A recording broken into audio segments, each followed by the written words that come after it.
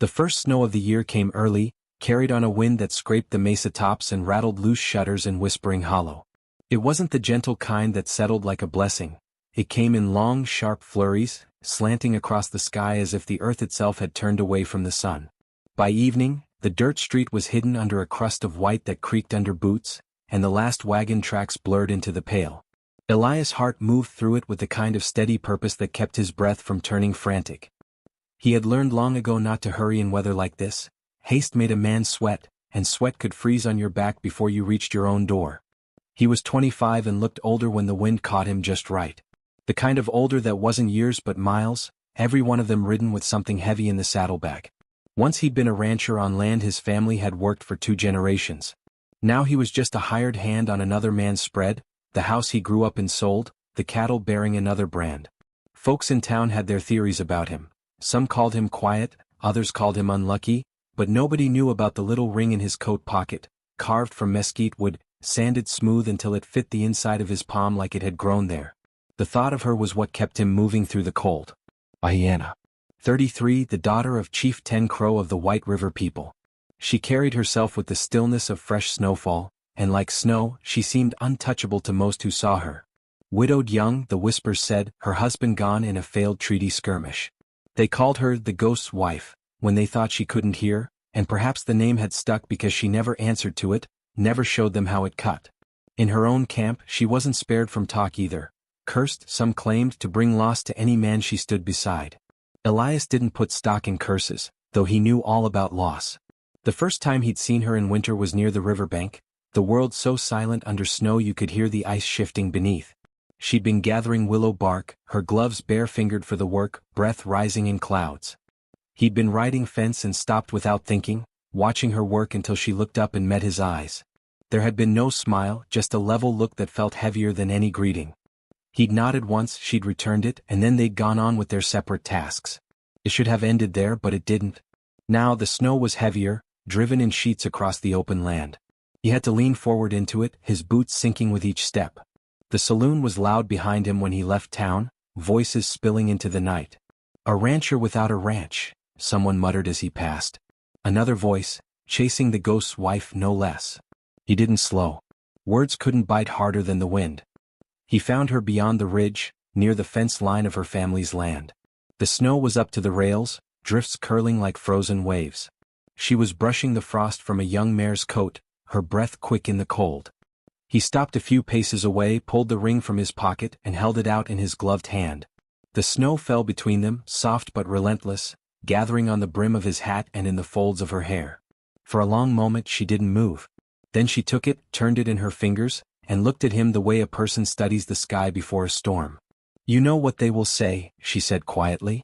"They've been saying things my whole life." She looked down at the ring again, then placed it back in his palm and closed his fingers over it.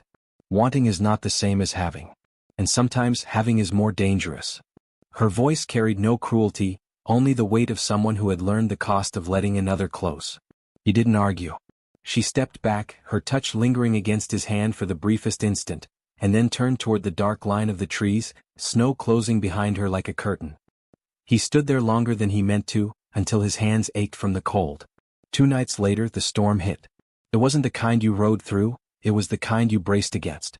Snow fell so thick the world shrank to the reach of your arm, and the wind screamed against the walls of his small bunkhouse until he thought the boards might split. In the early dark he saddled his horse to check the cattle, knowing most had taken shelter in the southern hollow. But halfway there he found the drifts too deep, the cold sinking sharp into his bones. That's when he saw movement near the ridge, a dark figure against the white. It was her. She was leading a pack horse loaded with blankets and bundles, her head bent against the wind. He called out, but the storm swallowed his voice.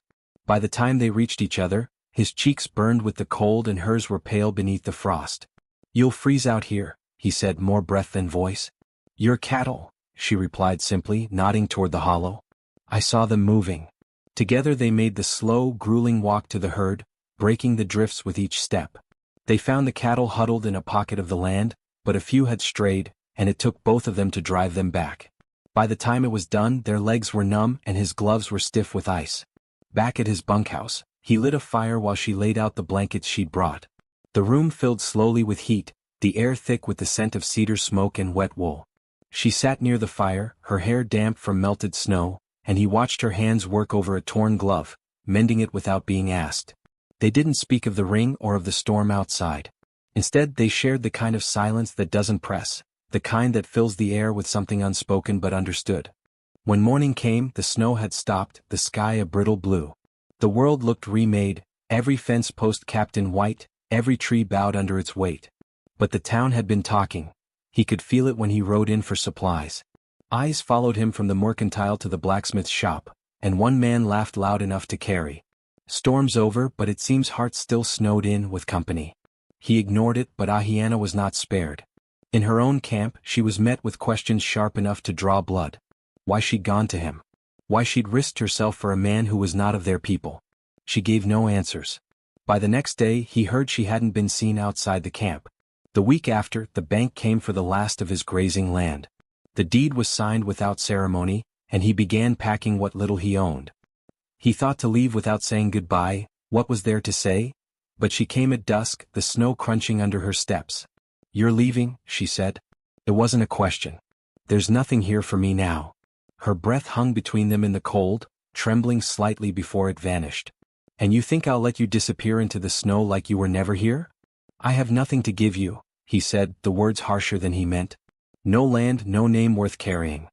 Her eyes held his, and there was no pity in them, only something fiercer. "You think I care for the weight of a name? I care for the man who walked into a storm to save what he could, even when there was little left to save." She led him then, not back to town but to the cottonwood grove near the river, the snow deep and unbroken around them. It was there she told him of her husband's grave, of how the world had tried to tell her who she could and could not stand beside. The wind was softer there, the branches heavy with snow, the river whispering under its frozen skin. When they returned to town, the people gathered, drawn by something they could not name. Perhaps they expected another humiliation, another small tragedy to pass the winter.